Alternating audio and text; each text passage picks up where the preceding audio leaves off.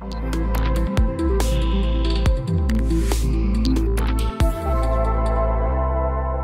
y a aussi une raison très pragmatique pour laquelle c'est généralement à l'agriculture qu'on va s'attaquer en premier quand on parle de ça et pas directement aux consommateurs.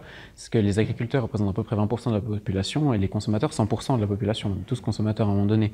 Donc c'est beaucoup plus facile de changer la vie ou alors de se passer de la vie de 20% de la population que d'essayer de convaincre 100% de la population qu'il va falloir faire des efforts. Il y a aussi un autre problème avec ça, c'est qu'il y a des initiatives, des motions parlementaires, donc faites par les politiques directement, qui tentent à attaquer ou en tout cas à informer directement le consommateur. Il y a eu il y a quelques années une motion parlementaire qui voulait simplement qu'on mette plus d'argent dans la recherche d'alternatives à la viande, c'est tout, et de la vulgarisation, c'est tout, ça ne va pas plus loin que ça. Ça a été balayé au Parlement avec une force assez violente, donc il y a aussi une hypocrisie à ce niveau-là, de gens qui vont vous dire oui mais pourquoi on n'attaque pas le consommateur? Quand ça se fait, ce n'est pas les premiers qui vont soutenir parce que du coup ils perdent aussi de la demande. C'est aussi assez logique à ce niveau-là. Il nous manque un instrument, on va dire, pour que le peuple puisse s'activer directement. Il nous manquerait encore la possibilité de faire des initiatives législatives fédérales, c'est-à-dire qu'actuellement on doit tout passer par la Constitution.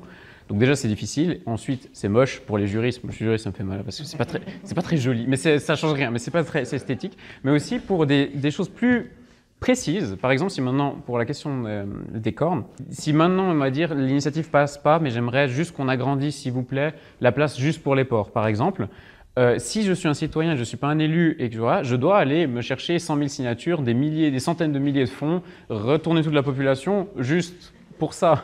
Et pareil, cet instrument-là, il devrait être discuté par les politiciens parce que pareil, il n'y a pas une armée de juristes qui va se lever le lendemain et fait oui, maintenant on veut des initiatives législatives fédérales signées. Mais personne ne va signer ce truc, déjà personne ne le comprend. Donc il y a une logique très intrinsèque à la démocratie qu'on s'attaque plutôt aux producteurs.